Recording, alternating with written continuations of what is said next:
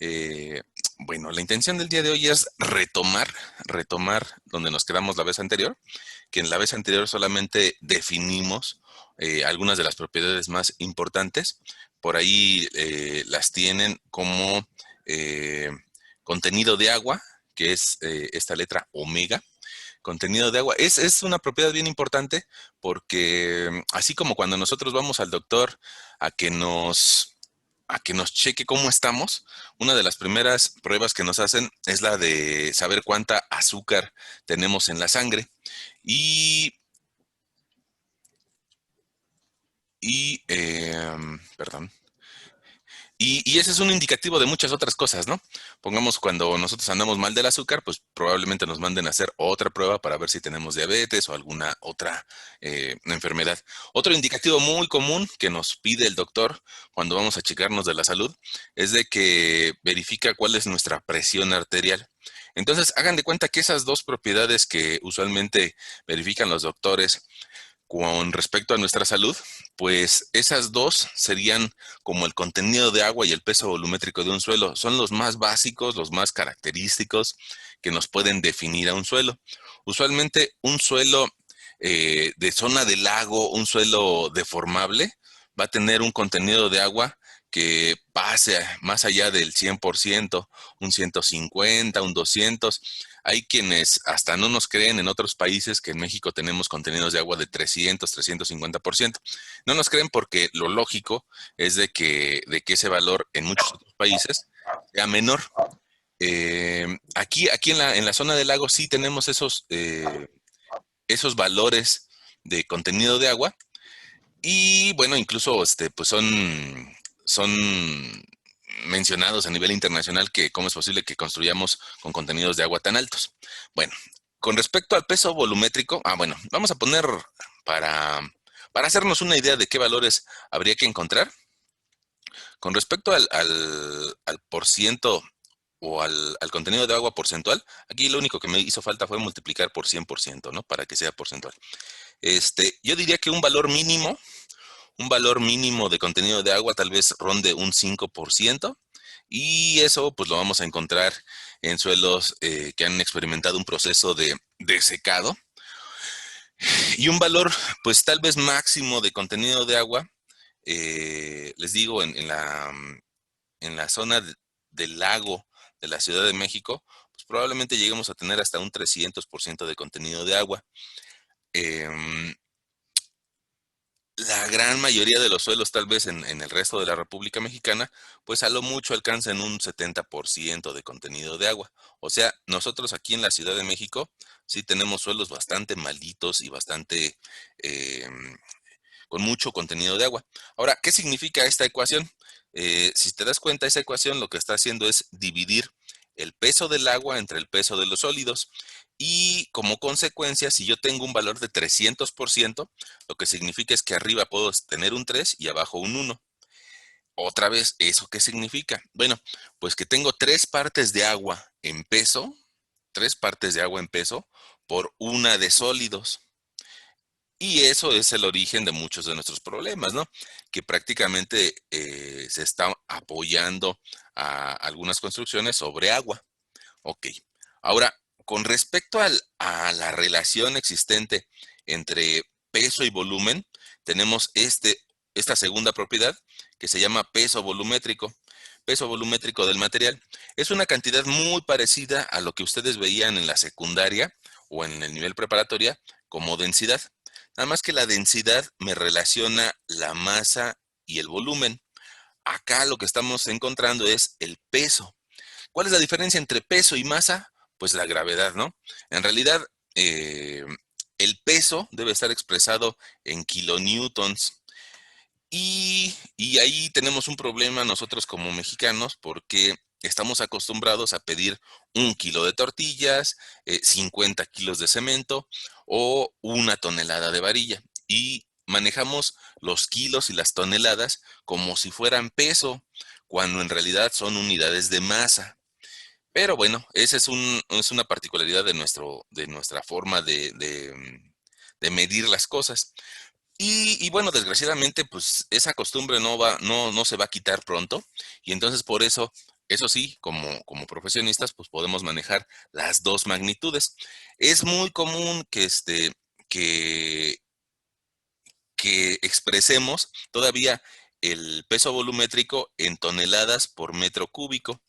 Y bueno, siempre habría que tener alguna referencia de eso cuánto significa en kilonewtons por metro cúbico. Y la equivalencia es muy sencilla, ¿no? Si recuerdas, la aceleración gravitacional es de 9.81 metros sobre segundo al cuadrado, y lo cual hace que esa conversión prácticamente se vaya a 10 veces.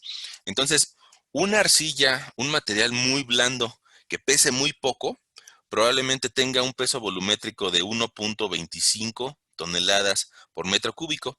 Y ese mismo valor, si lo queremos llevar a un plano internacional, con pesos en kilonewtons, pues probablemente te dé algo así como del orden de 12.5 kilonewtons.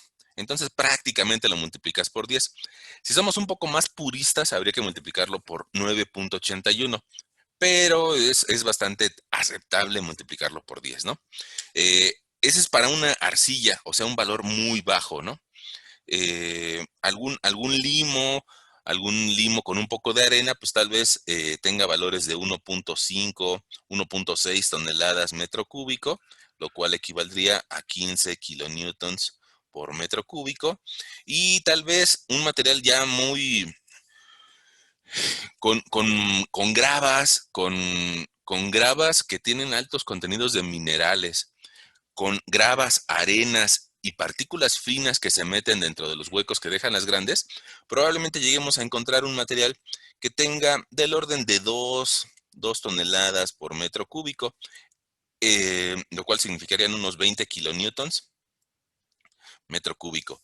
Ahora, si te das cuenta que hay un rango de variación, y algo que a mí me gusta usualmente platicar con mis alumnos, es de que los pesos volumétricos del suelo, van a andar en ese rango de valores. Probablemente hasta un 2.05, por ahí así.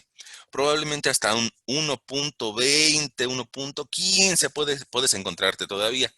Pero al fin y al cabo, el suelo tiene que tener un peso volumétrico menor que el de una roca. Y probablemente si yo les digo, oigan, denme el peso volumétrico de una roca, probablemente nadie lo tenga en la mente si les digo nada más una roca per se, sino que si yo les digo, pues una roca artificial, la que hacemos los constructores, pues es el concreto. El concreto es una roca artificial. Y si te acuerdas, el concreto tiene un peso volumétrico de 2.1 o 2.4 toneladas por metro cúbico. Usualmente se considera 2.4 toneladas por metro cúbico si está armado o reforzado con acero, o se considera 2.1 toneladas metro cúbico si no lleva acero de refuerzo, o sea, nada más el material pétreo. Entonces, si te das cuenta, este valor de 2 es menor que el de 2.1, y ese es un buen parámetro para recordar, para que el día de mañana digas, oye, ¿cuánto puede pesar un suelo o un tepetate o arena o grava mojada? Bueno, no puede pesar más que el concreto. Y un concreto simplemente sin refuerzo, ¿no? 2.1 toneladas metro cúbico. Y otro asunto para recordar, pues es que tampoco puede pesar menos que el agua. Y te digo que no puede pesar menos que el agua porque si tú tomas un poco de suelo, un poco de tepetate, lo metes en una bolsita si quieres y lo avientas al agua, lo más seguro es que se hunda. Y si se hunde, quiere decir que tiene un peso volumétrico mayor al del agua. Y tú sabes que el peso volumétrico del agua es 1 tonelada por metro cúbico. Entonces, entre esos dos valores debe andar el peso volumétrico del suelo. Y te digo, bueno, esas son las dos propiedades más importantes. Una se llama contenido de agua, y el otro se llama peso volumétrico. Son las más importantes. Después viene unas que no es de que sean menos importantes, pero a veces no son tan fáciles de imaginar. Y entonces, como no son tan fáciles de imaginar, pues no son tan fáciles de rápidamente detectar si está en los valores correctos o está en valores erróneos. Pongamos una de ellas, es la relación de vacíos. La relación de vacíos. Y es muy usada sobre todo cuando se analizan términos de formación de suelos. Em, otra parámetro importante es la porosidad, que pues es como prima de la relación de vacíos. Si quisieras, pongamos, ver un valor mínimo y un máximo de relación de vacíos, yo te diría que un valor mínimo lo vas a encontrar en suelos en los que tienes gravas, arenas y arcillas, o sea, de todo tamaño de partículas y muy, muy compactos, pues tal vez ronde del orden de 0.3 o 0.35 como relación de vacíos, como valor, como valor mínimo, pero que implica una máxima compactación. Y en cambio, un suelo suelto, pues tal vez ya ande del orden de 5, de 8, como relación de vacíos. Es un valor adimensional, no lleva unidades. Y otra vuelta, ya ven que la Ciudad de México brilla por los valores raros que tenemos. Bueno, en la Ciudad de México podemos encontrarnos hasta un 11 o un 12 de relación de vacíos. Entonces, pues bueno, prácticamente es un suelo que tiene muchos huecos. Ahorita platicamos por qué. Sobre la densidad de sólidos, esta propiedad, pues, densidad de sólidos. Esta propiedad se afecta a medida de que hay materia orgánica o hay más minerales dentro de un suelo. La vez pasada platicábamos de que el suelo está hecho en parte de desechos de roca, pero también en parte de desechos de materia orgánica. Y bueno, pues pongamos, esta densidad de sólidos suele variar más o menos en parámetros desde un 2.5 hasta un 2.9. 2.9 indica que tal vez hay más minerales y un 2.5 tal vez indica la presencia de materia orgánica. Si encuentras valores más bajos, pues bueno, evidentemente que te habla de que es más materia orgánica. Si encuentras valores más altos, también a veces habla de sales disueltas en el suelo. Sales disueltas en el suelo. ¿Por qué? Pues bueno, porque recuerda que fue lago, ¿no? Y, y bueno, en algún momento también hubo agua de mar. Y esa agua de mar, pues es salada y la sal nadie se la va a llevar, sino que se queda ahí en el mismo suelo. Y puede ser que haga que tengas densidad de sólidos más alta. Esta última, híjole, está un poquito aquí amontonado, pero esta es grado de saturación de agua. Cuando alguien les pregunta, pongamos ahorita que estamos en un periodo de recuperación, lo más seguro es de que ustedes nada más estén tomando una materia de recuperación o dos materias de recuperación, lo cual significa que no están saturados. El estar saturado usualmente nos lleva a pensar que estamos llenos o hasta el tope. Entonces, este grado de saturación lo que significa es del 100% de huecos, del 100% de huecos que puede tener un suelo, ¿cuántos de ellos están llenos de agua? Y bueno, pues el grado de saturación va a depender sobre todo de la posición del suelo con respecto al nivel de aguas freáticas. Eh, Suelos que están debajo del nivel de aguas freáticas van a tener un grado de saturación de 100 o de 1. Y bueno, pues puede llegar hasta ser de 0. Entonces, este tiene una variación de 0 hasta 100, ¿no? Y el último valor que tenemos por aquí, puedo ver si puedo moverlo. Sí, yo creo que sí puedo moverlo. Ah, el último valor o la última formulita que tenemos por acá, es la de peso volumétrico seco. Se los escribo. Eh, Peso volumétrico seco. Este valor es importante porque para la compactación. Es importante porque tú has visto que cuando hacen procesos de compactación, atrás de donde va la máquina compactando el material, el tepetate, eh, o más bien antes de la máquina, hay una pipa que esparce agua. Y ese esparciamiento de agua ayuda a que se compacte bien el material. Sin embargo, esa agua se va a ir, se va a evaporar y entonces nos va a dejar el material seco. Esta D es un indicativo de dry o de material seco. Pongamos, pasa lo mismo en un concreto. Se utiliza el agua para mezclar el concreto, pero al fin y al cabo el agua se va a evaporar. Y eso en el concreto nos deja fisuras por secado o por curado. Bueno, lo mismo pasa en el suelo. puede ser que se utilice agua para que se compacte mejor un material, pero el agua se va a ir y entonces es importante encontrar cuánto va a ser su peso volumétrico cuando el agua se vaya. Y para eso, bueno, pues hacemos uso del peso volumétrico de toda la muestra, que ya habíamos definido un poco más arriba, está por acá, y también del contenido de agua que pueda tener. Me parece que aquí hay un error, déjame corregirlo, ¿no? Esta letra está mal, aquí va un omega. Ok. Ahora, yo por ahí les compartí, y creo que vale más la pena que se echen un clavado en eso. En el Classroom les compartí el, el Juárez Vadillo. Vamos a ver si lo podemos abrir ahorita.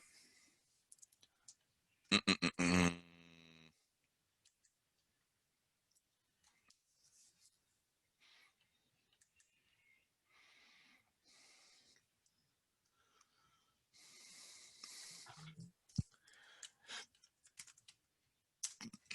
No quiso abrirlo ahí.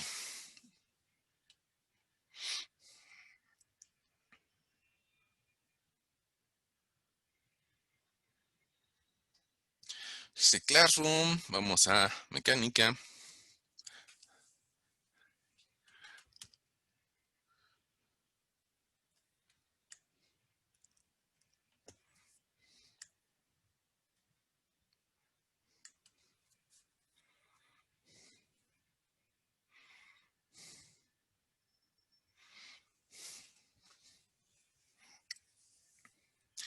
En América Latina, el Juárez Vadillo es uno de los libros que más se utiliza para estudiar mecánica de suelos.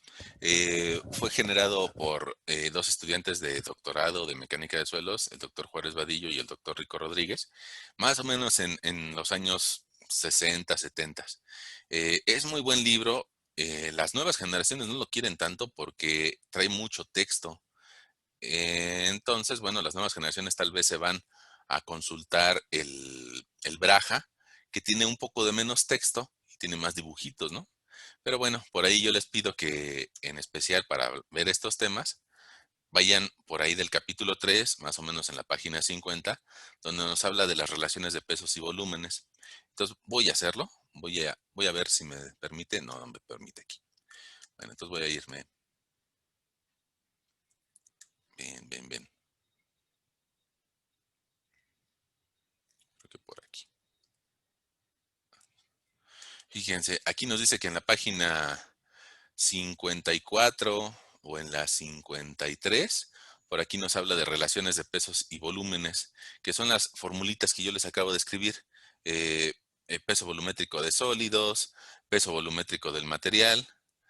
eh, por aquí viene la formulita de densidad de sólidos, peso relativo a la fase sólida de sólidos, o lo que yo les decía de la relación de vacíos, página 54 del Juárez Vadillo. También viene la porosidad y el grado de saturación. Miren, aquí dice por aquí grado de saturación, grado de saturación. Y aquí también nos habla acerca de cuál es el rango de variación de ese valor, ¿no? Yo les decía hace rato de 0 a 100. Mira, aquí dice varía de 0 a 100 en un suelo totalmente saturado. Y bueno, eso nos da pie, y yo creo que tal vez no lo hemos platicado hoy, a este esquema, ¿no? Al esquema de fases de suelo. Y a partir de ese esquema salen todas estas fórmulas. Voy a regresarme a nuestro espacio donde podemos rayar para poder ejemplificar esto. Fíjense, nosotros la sesión anterior platicábamos de que nosotros estamos acá arriba y no nos damos cuenta de qué está pasando allá abajo. Muy probablemente allá abajo exista un material relativamente reciente que tenga tal vez unos 5,000 años o 10,000 años, pero más abajo nos vamos a encontrar otros materiales. Y bueno, yo les decía que a veces hay que hacer algún pozo a cielo abierto, bajar a una persona y recuperar materiales de uno o de diferentes estratos. Estrato 2, estrato 1, estrato 3. Ok. Mm, Pongamos, aquí como se los estoy dibujando, pues parecería algo muy sencillo. Pareciera muy sencillo desde el punto de vista de que estamos viendo qué estratos hay. Pero desgraciadamente nosotros que estamos acá arriba solamente vemos la superficie y no sabemos qué hay abajo. Eh, entonces, pues bueno, esa es la razón por la que hay que hacer exploración y que esa exploración vaya más allá de lo que vamos a necesitar para temas de cimentación. Pongamos, si yo voy a utilizar aquí una zapata para recibir una vivienda, pues bueno, yo espero que esa zapata desarrolle su línea de falla dentro del espacio donde yo exploré. Es decir, que esta muestra sea representativa de la posible falla que genere esa zapata. No me sirve de nada tomar una muestra, pongamos, por decirte algún caso, aquí abajo, porque ahí no va a pasar la línea de falla. Me interesa tomar muestras que pasen dentro de la zona de la línea de falla. Tampoco me interesa, voy a irme al otro extremo, ¿qué pasaría si alguien me dijera, no, pues es que tomamos una muestrita de aquí arriba y ya con eso la hicimos? Bueno, pero es que no está ahí la línea de falla. Nuestra línea de falla va mucho más abajo, mucho más profunda. Entonces, por eso la vez anterior platicábamos acerca de hacer pozos a cielo abierto y que esos pozos a cielo abierto sean más o menos aproximados o dentro del intervalo en el que se va a presentar la línea de falla. Y en ese momento tú me vas a preguntar, bueno, pues sí, pero no sé hasta dónde se va a profundizar la línea de falla. Bueno, de a priori no lo sabemos, pero sí lo podemos estimar según el tipo de material que hay y según las dimensiones de la zapata, según las dimensiones de esta zapata.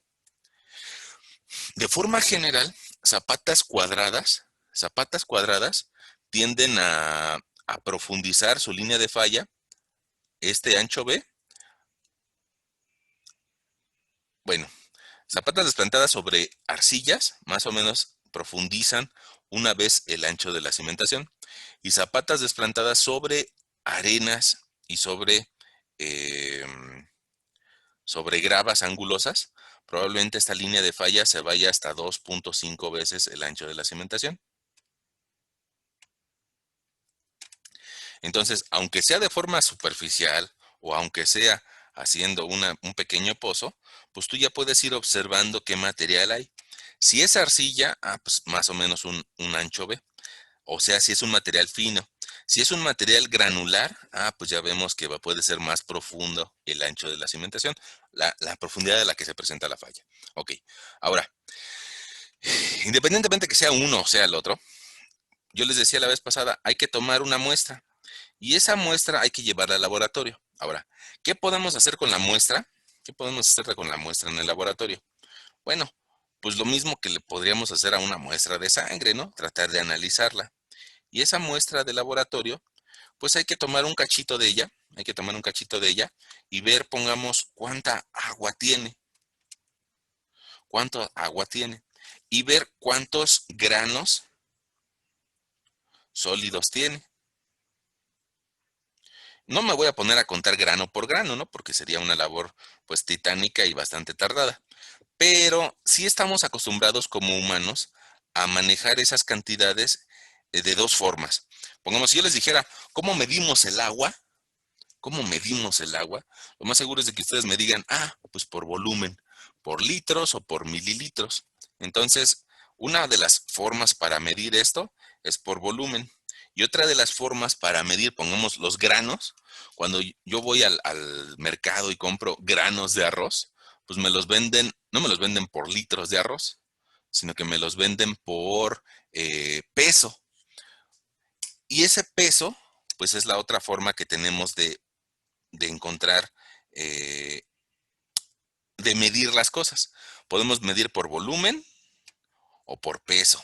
Ok, entonces, eso de medir por volumen o por peso nos va a llevar a que esta muestra la podamos separar. Y la vamos a separar en tres fases. Esas tres fases van a ser una fase sólida, una fase líquida y una fase gaseosa.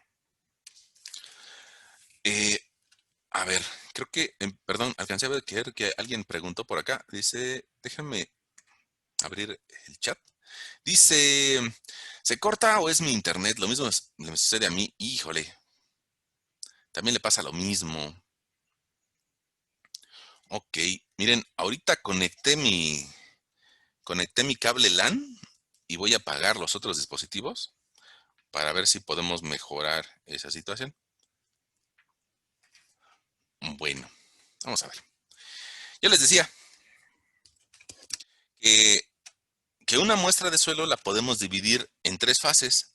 Una fase sólida, una fase líquida y una fase gaseosa.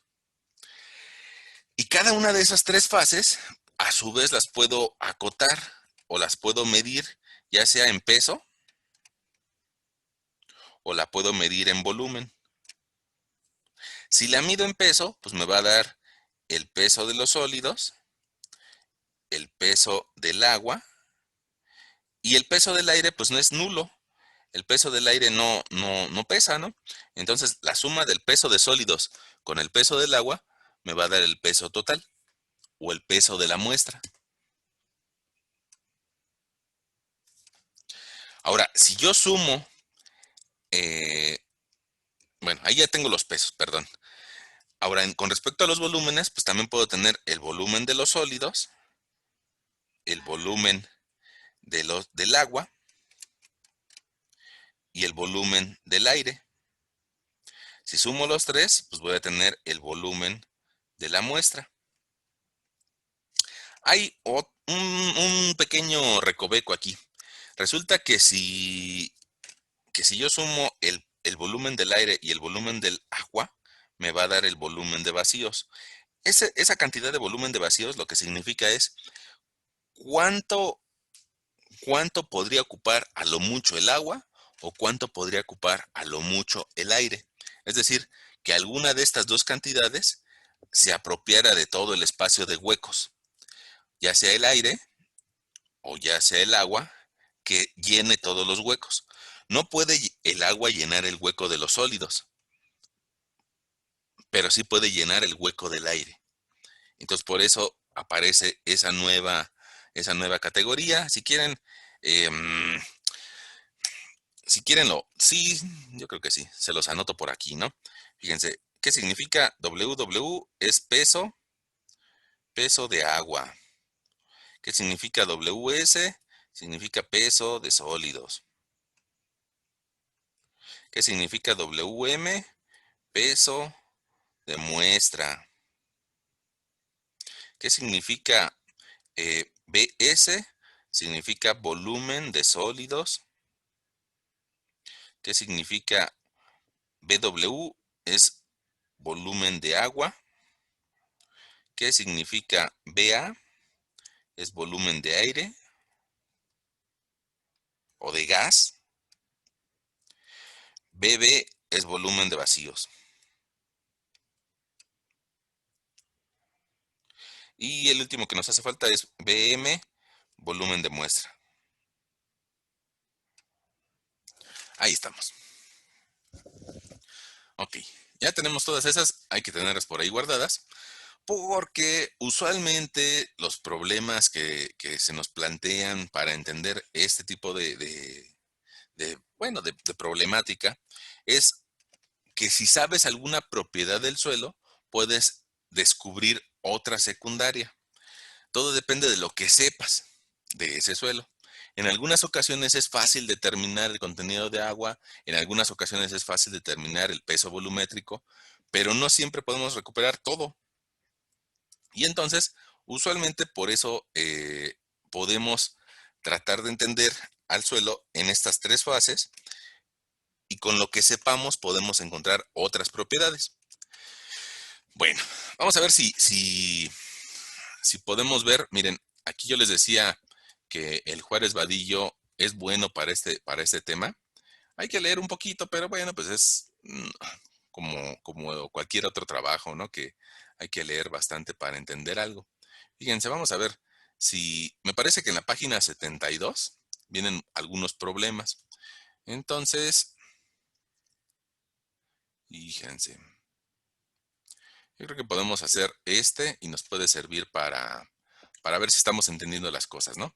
Fíjense, ahí dice el problema 3 del Juárez Vadillo, ¿no? Lo voy a escribir también en la tabletita, nada más para que lo vayan viendo.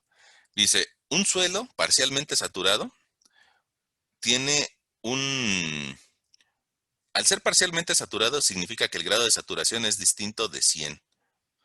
Dice, tiene una relación de vacíos o una E de 1.2, tiene un contenido de agua de 30% y tiene una densidad de sólidos de 2.66 adimensional. Y nos pide que encontremos el peso volumétrico de la muestra y el peso volumétrico seco. Fíjate, ese primer enunciado del Juárez Vadillo, ahí ya le hice un zoom, ese primer enunciado del ejercicio 3 del Juárez Vadillo, esa misma información ya te la escribí acá. Decía, si quieres, luego le pausas y le regresas. Decía, es un suelo parcialmente saturado, o sea, no se cumple el grado de saturación del 100%. Tiene una relación de vacíos de 1.2, tiene un contenido de agua del 30% y tiene una densidad de sólidos de 2.66. Bueno, ahora esas cantidades nosotros nos las podemos imaginar dentro del esquema que decíamos hace un momento. Vamos a hacer nuestro esquemita y resulta que dentro de nuestro esquemita vamos a tener una fase sólida, vamos a tener una fase líquida y vamos a tener una fase gaseosa. Ok, vamos a ver, si se dan cuenta, ninguno de estos valores es un peso o un volumen franco, cantado, dicho, expresado. No hay ningún peso ni ningún volumen. Son cantidades que me ayudan a entender un suelo, pero no viene ningún peso o ningún volumen. Entonces, lo que yo puedo hacer es proponer que mi suelo tenga un volumen dado o que tenga un peso dado. Y a partir de esa primera propuesta, nada más una sola propuesta, a partir de esa yo puedo encontrar las otras propiedades. Entonces, vamos a proponer, y lo voy a escribir así, propon, vamos a proponer alguna de las cantidades. Y yo usualmente les sugiero que propongan o el volumen o el peso de los sólidos. Entonces voy a proponer un volumen de sólidos igual a 1. ¿Sale? ¿Un qué? A ver. ¿Nosotros cómo medimos el volumen? El volumen lo medimos con litros, con metros cúbicos, con mililitros. Bueno, si nos imaginamos esto como algo parte de una obra, pues me puedo imaginar que eso va a ser un metro cúbico. Y ahora, si yo propongo eso, pues entonces resulta que puedo trabajar con las otras propiedades. Pongamos, yo sé que la relación de vacíos, la fórmula, me dice que es volumen de vacíos entre volumen de sólidos. Ahora, si el volumen de sólidos es 1, un metro cúbico, pues entonces resulta que yo puedo despejar el volumen de vacíos y este término, que vale un metro cúbico, lo paso multiplicando. Y entonces me va a quedar eh, E por volumen de sólidos. Y yo ya sé que el volumen de sólidos, o lo propuse, que va a ser E por un metro cúbico. Pero no nada más sé que volumen de sólidos es un metro cúbico, sino también sé que cuánto vale la E. Y yo sé que la E vale 1.2. Entonces le voy a sustituir. Sustituyo y dice 1.2. 1.2 por 1. Entonces, ¿cuánto vale el volumen de vacíos? No, pues el volumen de vacíos vale 1.2 metros cúbicos. Ahora, fíjense, aquí lo que encontré ahí fue el volumen de vacíos, ¿no? Fue el volumen de vacíos. Entonces se los voy a anotar. Fíjense, mi volumen de sólidos vale 1 metro cúbico. Mi volumen de vacíos desde aquí hasta acá vale 1.2 metros cúbicos. Entonces lo que ahora sí ya tengo es mi volumen total, que vale 2.2 metros cúbicos. Ahí está. ¿Sale? Ahora, ya está. Hace ratito yo les decía que podemos pasar el volumen de los sólidos, lo podemos transformar a peso de sólidos si sabemos la densidad de sólidos. La densidad de sólidos es 2.66. Entonces, fíjense, la formulita de densidad de sólidos la formulita de densidad de sólidos. Si quieren, perdón por el zoom, la checamos acá. Miren, ahí está. La fórmula de densidad de sólidos dice peso de sólidos entre volumen de sólidos por gamma cero o gamma del agua. Va, voy. Déjenme escribirla. Entonces, peso de sólidos entre volumen de sólidos, peso volumétrico cero o del agua. Okay. De esa expresión nosotros tenemos el volumen de sólidos y lo que nos interesa es el peso. Entonces yo puedo escribir que el peso de los sólidos va a ser igual a la densidad de sólidos por el volumen de sólidos y por el peso volumétrico del agua. La densidad de sólidos vale 2.66. El volumen de sólidos lo tenemos nosotros por ahí, 1 metro cúbico. Y el peso volumétrico del agua, 1 tonelada por metro cúbico. Entonces mi peso de sólidos es 2.66 toneladas. ¿Sale? Bueno, ahora estas 2.66 toneladas van ahí. Ahora fíjense, ya utilizamos esta, nos hace falta utilizar esta, la omega. La omega igual a 30%. Voy a escribirla. Fíjense, si omega porcentual es igual al 30%, eso significa que a su vez viene de peso del agua entre peso de sólidos por 100. Pues tomo esta parte de la ecuación y la despejo. Lo que no sepa. Yo ya sé el peso de sólidos, o sea, lo de abajo. Lo que no sé es el peso del agua. Entonces me va a quedar peso del agua igual a 30% entre 100% por el peso de los sólidos. 30 entre 100 me va a quedar peso del agua igual a 0.30 y el peso de los sólidos lo acabamos de calcular, 2.66. Peso del agua igual a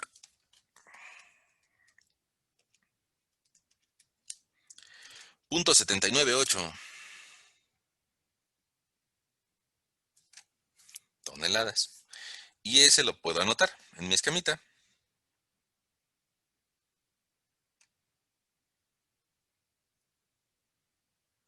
El aire no pesa y ya tengo el peso total.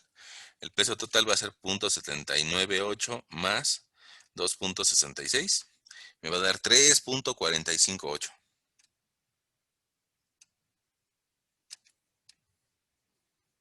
Ok. Fíjense, creo que ahí ya podría, bueno, me hace falta dos cantidades. Me hacen falta esta y esta. Las dos son fáciles. Si sé que una tonelada de agua ocupa 1 metro cúbico. Entonces aquí este 0.798 toneladas de agua, pues va a ocupar un 0.798 metros cúbicos. Y como ya tengo acotada, voy a cambiar de colorcito, como ya tengo acotado el volumen de vacíos que vale 1.2, a 1.2 le quito 0.798 y me va a dar 0.402, que es el de aquí, 0.402. Ahora, ya tengo todas las piezas del rompecabezas. Si ya tengo todas las piezas del rompecabezas, puedo contestar lo que me pidan, cualquier cosa que me pidan. Fíjense, entonces resulta que me están pidiendo, el ejercicio, me está pidiendo que encuentre peso volumétrico de la muestra y peso volumétrico seco. El peso volumétrico de la muestra es igual a peso de la muestra entre volumen de la muestra. En este caso, el peso de la muestra es 3.458 y el volumen de la muestra es 2.20. El volumen viene en metros cúbicos y el peso viene en toneladas. El peso volumétrico de la muestra me va a dar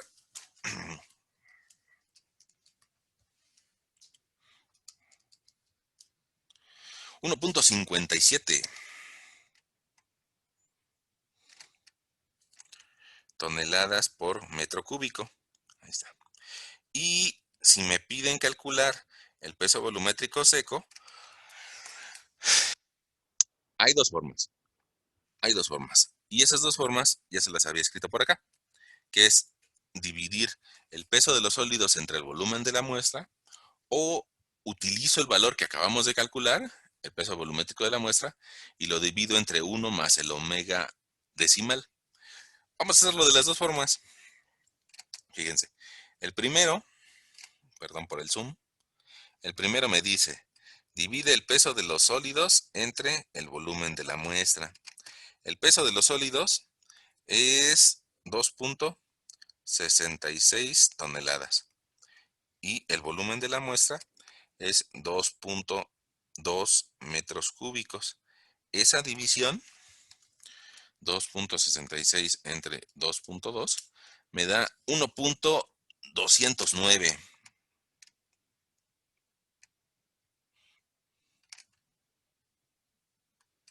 Y hay otra forma de calcular el peso volumétrico seco.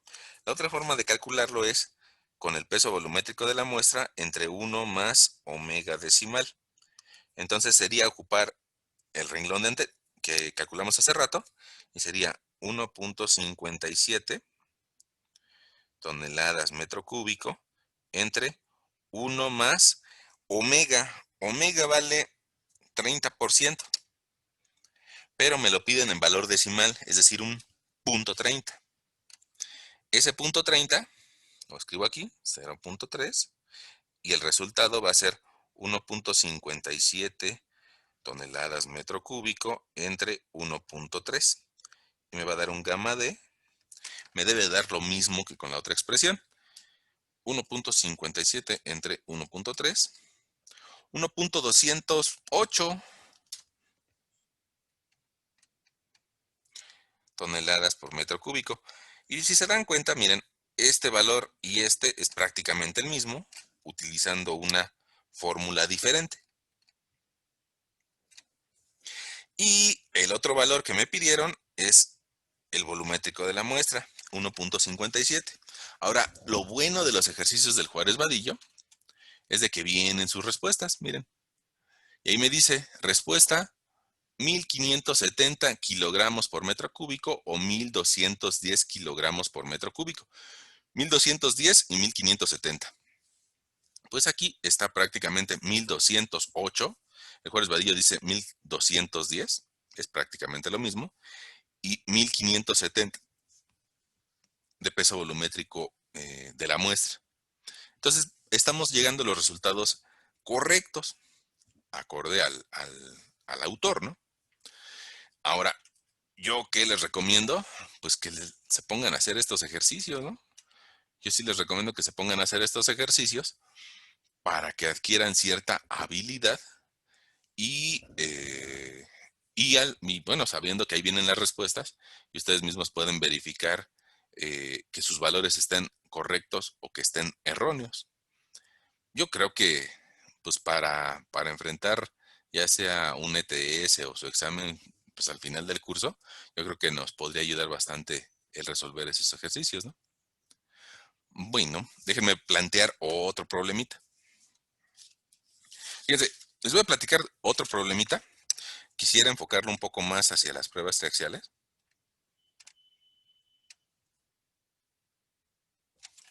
Y vamos a ver.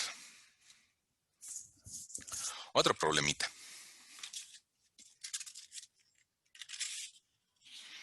Miren,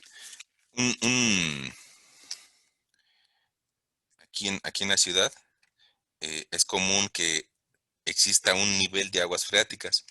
El nivel de aguas freáticas lo que significa es que si nosotros hacemos alguna excavación, vamos a encontrar agua. Si nosotros hacemos una excavación, vamos sobre todo la gente que vive hacia Iztapalapa, Ciudad Neza, Ciudad Azteca, se va a dar cuenta que si hace una excavación a más de 2 metros de profundidad, va a haber agua. Y es otra vuelta, repito, nivel de agua freática. Ese nivel de agua freática, pues es el nivel que queda remanente del lago. Eh, Evidentemente que cuando estamos en temporada de lluvias, ese nivel de aguas freáticas va a subir un poquito, y cuando estamos en temporada de secas, ese nivel va a bajar un poco. Pero hay una tendencia a permanecer la mayoría del año en algún sitio. Bueno, ahora, ¿qué pasa si yo recupero alguna muestra de suelo debajo del nivel de aguas freáticas? Pues que va a estar completamente saturada, es decir, va a tener un grado de saturación igual al 100%. Puede ser que se encuentre un 98%, un 99%, bueno, es normal, pero prácticamente está saturada. A eso se le llama una muestra saturada. Bueno, de esa muestra saturada se pueden llevar al laboratorio y pedir que, lo que nos preguntaban en la otra ocasión, pedir en el laboratorio que se labren cilindros para hacer la compresión triaxial, para comprimirlo desde arriba, para comprimirlo desde abajo y para comprimirlo de los lados. Bueno, entonces es común que estos cilindros de compresión triaxial lleguen a tener en la base una dimensión o de diámetro del orden de 3.5 centímetros y que de alto más o menos desarrollan entre 9 y 10 centímetros. Entonces voy a ponerle aquí una altura de 9.8 centímetros. Y resulta que este primer cilindro se pesa antes de meterlo al horno y tiene una muestra, un peso natural de 133 gramos. Después de meterlo al horno, resulta que esta probeta pesa 66 gramos. Bueno, ahora, con esa información, pues yo tendría que dibujar mi esquema de fases como lo hice en el problema anterior. Y ese esquema de fases, si fuera para un suelo parcialmente saturado, pues me llevaría a utilizar una fase sólida, una fase líquida y una fase gaseosa. Pero nosotros estábamos platicando hace unos momentos de que es un suelo saturado, o sea, está debajo del nivel de aguas freáticas. No presenta las tres fases, sino que solamente va a presentar dos de esas fases. Entonces, tengo que volver a dibujar mi esquema y dibujar solamente dos fases, la fase líquida y la fase sólida. Aquí voy a escribir fase sólida y fase líquida. Ahora, cada una de esas fases, pues también tiene su correspondiente peso o su correspondiente volumen. Vamos ahorita a acotar las cantidades que nosotros sepamos. Fíjense, en este ejemplo, resulta que yo ya tengo un cilindro, entonces yo puedo determinar el área de la base o el área de la tapa de mi cilindro en base a su diámetro y con eso establecer un área. Fíjate, si tengo un diámetro de 3.5 centímetros, pues entonces su área va a ser igual a pi por diámetro al cuadrado entre 4. Entonces, si yo multiplico pi por 3.5 al cuadrado entre 4, me va a dar un área de 9.62. 9.62 centímetros cuadrados. Y si eso lo multiplico a su vez por la altura, pues voy a obtener el volumen de la muestra. Lo multiplico por 9.8 centímetros y voy a llegar a un volumen de la muestra de 94, un volumen total de esa muestra, 94.29 centímetros cúbicos. Ok, ahora, resulta que aquí también me dan información acerca de los pesos, que de forma original esa muestra de suelo o ese cilindro tenía un peso de 133 gramos, agua y sólidos, de forma natural. Después de que lo meten al horno, hay un cambio o una variación en el peso y resulta que después de pasar 24 horas en el horno, ya solamente me quedan 66 gramos. Y esos 66 gramos corresponden a la fase sólida. Bueno, si yo hago la diferencia entre 133 menos 66 gramos, pues me va a quedar el peso del agua o el peso de la fase líquida. Ese peso es de 67 gramos. Ahora, resulta que el peso volumétrico del agua a su vez viene de peso de agua entre volumen de agua. Como yo tengo esa división y yo sé que el peso volumétrico del agua es 1 gramo por cada centímetro cúbico, pues entonces resulta que yo puedo despejar lo que sé y lo que no sé. Yo sé el peso, entonces voy a despejar el volumen y voy a escribir que volumen de agua va a ser igual a peso del agua entre 1 gramo por centímetro cúbico. Y resulta que eso prácticamente no cambia en nada. Fíjate, tengo 67 gramos entre 1 gramo por centímetro cúbico y eso me va a dar lo mismo, pero cambian las unidades.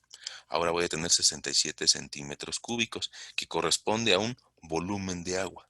Ese volumen de agua lo puedo escribir en mi esquema y resulta que aquí arriba yo ya sé que voy a tener 67 centímetros cúbicos. Entonces, con esa distancia, con esa gota, ahora ya sé cuánto tengo de fase de sólido de volumen. Voy a tener 94.29 menos 67. Me van a quedar aquí 27.29 centímetros cúbicos. Ahora, ya como ya tengo todo mi rompecabezas, o sea, tengo acotadas pesos y volúmenes, pues puedo encontrar lo que sea, lo que me pidan. Puede ser que de este problema me estén pidiendo eh, relación de vacíos, contenido de humedad o contenido de agua, porosidad, peso volumétrico seco, y cualquiera de esas cantidades las puedo determinar o incluso hasta densidad de sólidos. Fíjense, si yo quisiera determinar la relación de vacíos, pues yo tengo que dividir el volumen de vacíos entre el volumen de sólidos. En este caso, como es un suelo saturado, resulta que el volumen de vacíos es igual al volumen de sólidos. No hay aire. Entonces mi volumen de vacíos va a ser 67 centímetros 67 centímetros cúbicos, y lo voy a dividir entre 27.29. Y eso me da un valor, una relación de vacíos, de 2.45. Si quiero, esta se llama relación de vacíos. Si yo quiero determinar el contenido de agua porcentual, tengo que dividir el peso del agua entre el peso de los sólidos y ese valor multiplicarlo por 100 para tenerlo de forma porcentual. Bueno, pues resulta que ya tenemos nuestro rompecabezas hecho, y entonces ahora voy a dividir 67 gramos de agua entre 66 gramos de sólidos, y mi resultado va a ser 101.51%. Si yo quisiera determinar la porosidad, bueno, pues la formulita de la porosidad me dice que es volumen de vacíos entre volumen de la muestra. En este caso, bueno, yo tendré que dividir 67 centímetros cúbicos entre 94.29 centímetros cúbicos. Y eso me va a dar un total o un valor de 0.71. ¿Qué tan poroso es? Si yo quiero determinar el peso volumétrico de esa muestra, bueno, pues divido peso entre volumen, es decir, peso de la muestra, volumen de la muestra. 133 gramos entre 94.29 centímetros cúbicos, voy a llegar a un valor de 1.41, bueno, no, gramos, gramos por centímetro cúbico. Ahora, ojo, estas unidades es lo mismo, ¿no? 1.41 toneladas por metro cúbico. Si esa es la conversión, te va a dar exactamente lo mismo. Ahora, el peso volumétrico seco es peso peso de los sólidos entre el volumen de la muestra. El peso de los sólidos lo tengo en 66 gramos. 66 gramos entre el volumen de la muestra, que era 94.29, pues me da 0.69. Y aquí alguien me puede reclamar, me puede decir, ah, caray, profesor, oiga, pero usted no dijo que tenía que ser mayor que 1, mayor que el peso volumétrico del agua.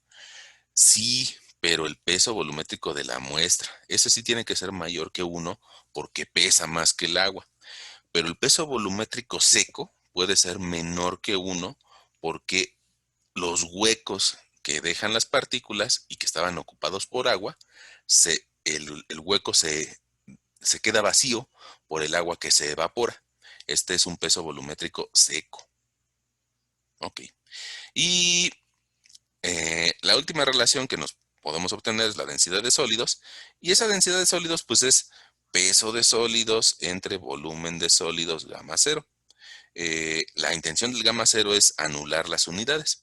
En este caso, pues yo voy a tener que dividir peso de sólidos. Tengo 66 gramos y lo voy a dividir entre 27.29 centímetros cúbicos. Y con el peso volumétrico del agua se anulan las unidades y me queda un valor adimensional, 2.41. Es un valor sin magnitud. Ok, bueno, entonces fíjense, aquí tenemos un problema primero de un suelo con las tres fases, o sea, cuyo grado de saturación no es el del 100%. Y tenemos otro problema que nada más tiene dos fases porque está debajo del nivel de aguas freáticas. Eh, bueno, nosotros nos encontramos muchos de esos tipos de problemas o muchos problemas de este tipo en el Juárez Vadillo. Les recomiendo que se echen un clavadito ahí al Juárez Vadillo, que traten de resolver los problemas que vienen ahí. Y bueno, lo bueno que tiene el Juárez Vadillo es de que tiene las respuestas.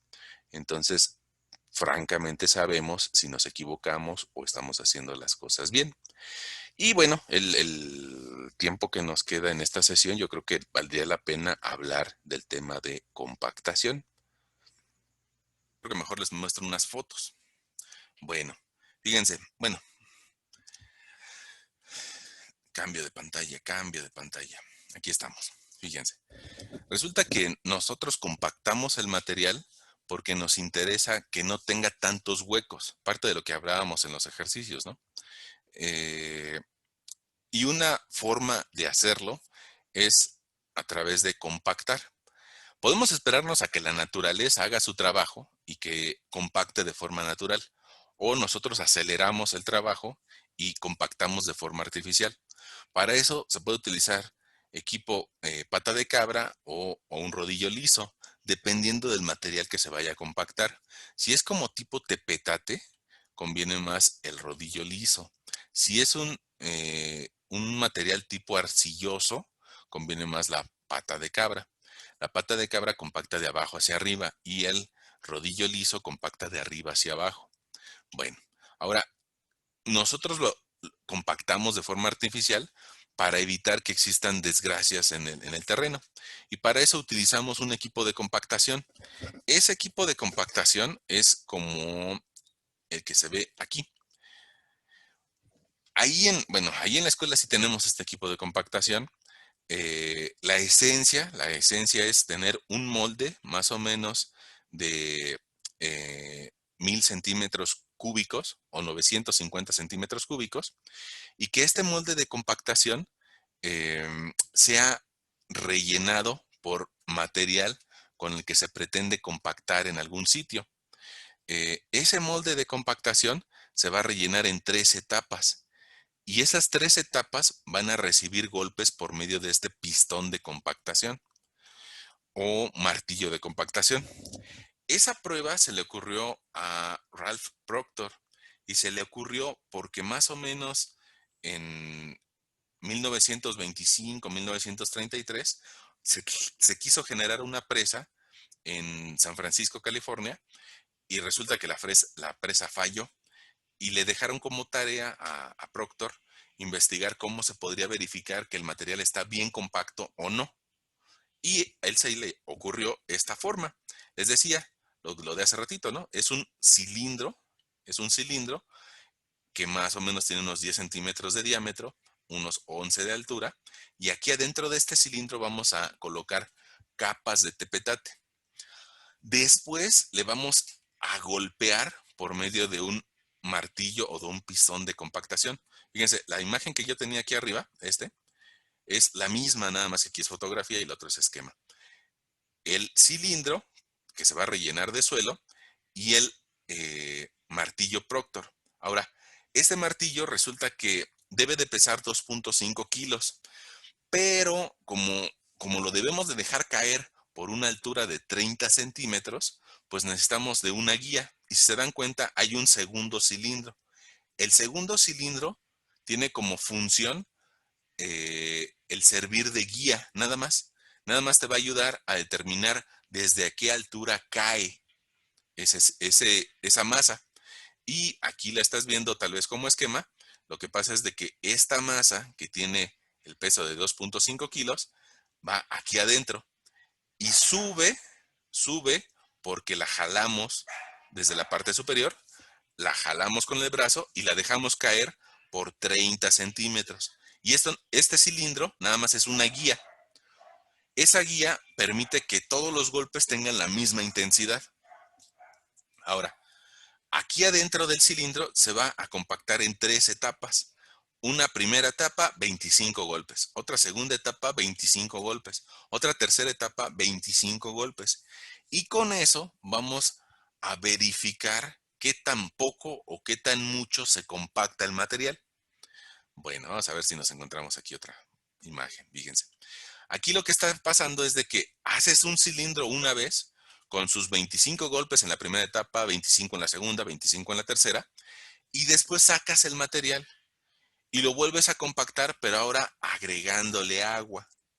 Y si le pones más agua, pues resulta que se va a compactar mejor, porque el agua va a funcionar como un lubricante entre las partículas. Va a ayudar a que las partículas se acomoden mejor ante la fuerza de compactación. Si le agregas más agua, pues resulta que se va a compactar todavía mejor, porque repito, sigue funcionando como un lubricante. Pero resulta que si le sigues agregando agua, va a llegar al momento en el que ya no se compacte bien. ¿Y por qué? Pues porque lo que pasa es de que tiene tanta agua que el golpe de la compactación no lo están tomando las partículas sólidas, sino que lo está tomando el agua. Y ustedes recuerdan que si tú golpeas al agua, pues no le haces nada. El agua es incompresible. Como es incompresible, resulta que esa energía de golpeo que se le esté dando al suelo se va a perder. Y esta gráfica es el resumen de la prueba de compactación. Quiere decir que con poca agua no se compacta bien. Con más agua se compacta mejor, con más agua se compacta mejor, pero hay un umbral. Resulta que si pasamos de ese umbral, no se va a compactar bien el material, sino que va a recibir el golpe el agua. Y por eso es importante saber cuál es el omega óptimo o el contenido de agua óptimo al cual debemos de compactar un suelo. ¿Qué quiere decir eso? Fíjate, vamos a regresarnos en una imagen. Quiere decir que este material, si está muy seco, no se va a compactar bien. Si está muy húmedo, tampoco se va a compactar bien. Pero si tiene la cantidad de agua adecuada, se va a compactar de la mejor forma. Ahora, ¿eso en qué me ayuda o en qué me perjudica? Bueno, si está bien compacto, pues resulta que aunque pasen autos encima, no se van a hacer baches. Pero si está medianamente compacto, pues con un pequeño tránsito se van a generar baches. Ahora, eso es con respecto al material de base o material de soporte. Además, habría que hacerle pruebas al concreto asfáltico o lo que eh, normalmente la gente le dice eh, chapopote. Bueno, eh, bueno, perdón. Vamos allá abajo. En esta es una prueba, un reporte de una prueba. Y bueno, quisiera mostrarle algunas imágenes.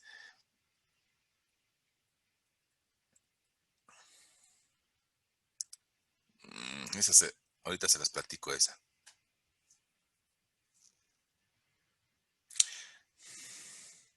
Miren, para realizar la prueba a veces es conveniente tener antes la densidad de sólidos. Ahorita hace unos minutos nosotros platicábamos acerca de que la densidad de sólidos eh, valía tal vez un 2.6, un 2.7. Para determinar la densidad de sólidos, lo que se hace es de que se pone a hervir un poco de suelo dentro de un matraz aforado y se verifica que se extraiga eh, el volumen de aire del suelo. Es una prueba un poquito tardada y bueno, yo no, ahorita no quisiera detenerme en eso. Pero miren, este es el molde de compactación que mencionábamos hace rato. Hay que medirlo para verificar sus dimensiones y saber cuánto volumen va a recibir. Lo medimos con un vernier con las patas externas para saber exactamente qué diámetro tiene.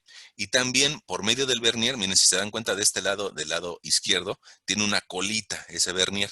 Esa colita se puede meter en la profundidad del cilindro y determinar su altura. Miren, si se dan cuenta, aquí también se está pesando, nada más para verificar el peso de la masa que compacta el suelo. Yo les decía 2.5 kilos, aquí pesa 2.527. Tiene una pequeña variación. Bueno, eh, el material que se va a compactar debe de ser parecido al que se va a utilizar en la obra. O sea, bueno, tiene que ser el mismo, tiene que ser el mismo. De nada me sirve nada más hacer una compactación a lo loco, ¿no? De que, me voy a compactar este material para ver cuánto alcanza. No, pues eso no tiene sentido.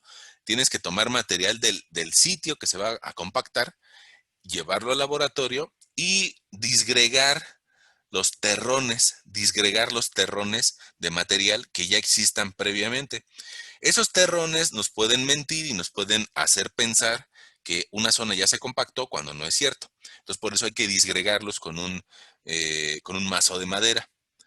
Bueno, eh, el material hay que humedecerlo a diferentes cantidades. Es decir, todo el material se humedece con diferentes grados de humedad para lograr la gráfica que te mencionaba hace unos momentos, una gráfica con diferentes contenidos de humedad.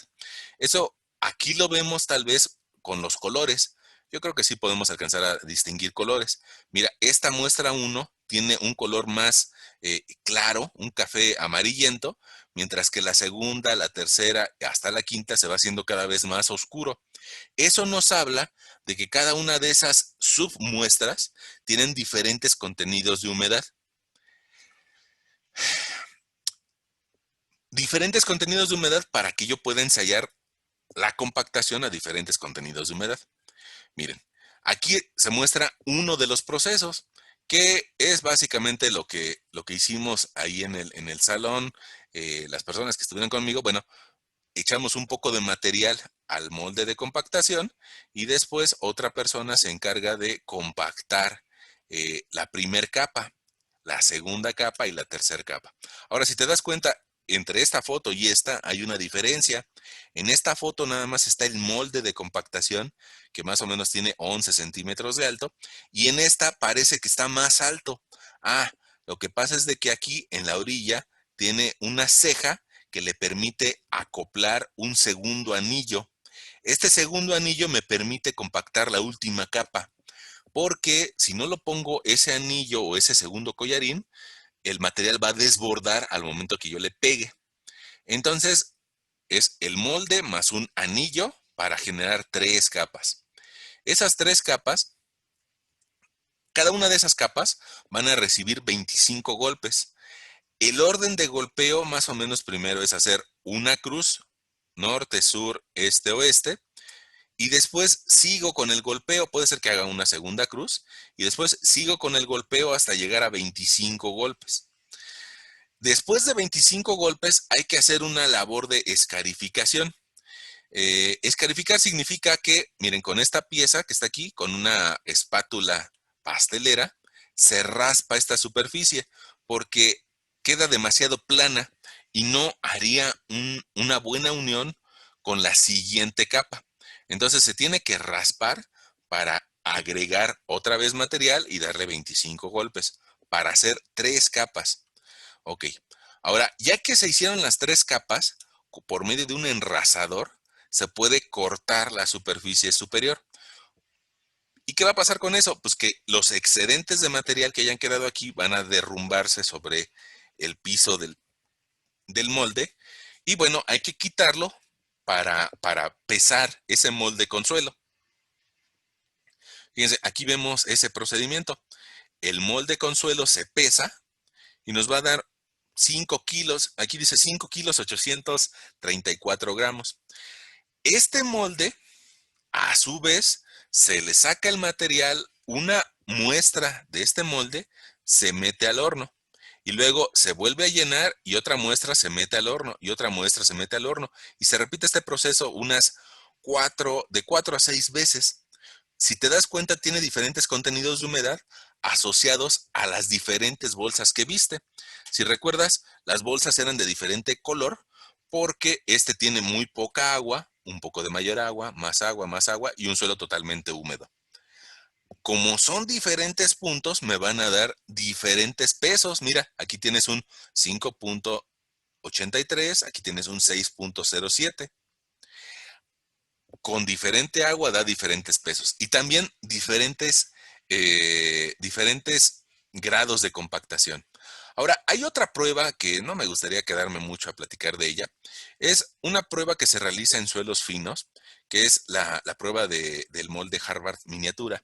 Esa prueba, honestamente, en la escuela no tenemos ese material, pero esa prueba se realiza por un proceso de amasado.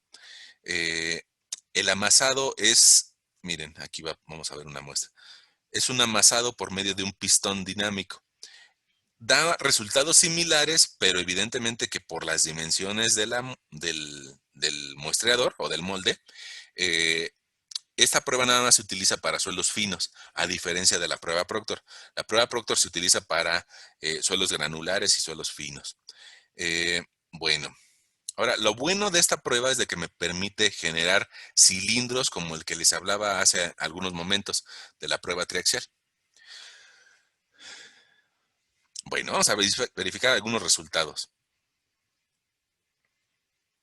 Miren, la prueba que les platiqué de 3 capas, hecha para diferentes contenidos de humedad, evidentemente que me va a dar diferentes pesos del el suelo con molde. Si te acuerdas, había un valor que marcaba 5 kilos 848 gramos y hay otro que es 6 kilos con 56 gramos. Bueno, eso es el peso del suelo con el molde. Y una submuestra, o sea, tomo un terrón del molde y me permite determinar su contenido de humedad. Con ese contenido de humedad, o sea, con esta columna y con el peso volumétrico húmedo, puedo yo establecer el peso volumétrico seco. ¿Cómo? Pues como lo hicimos hace ratito con las fórmulas que veíamos en la pizarra electrónica, ¿no? Peso volumétrico seco es igual al peso volumétrico húmedo entre 1 más omega decimal.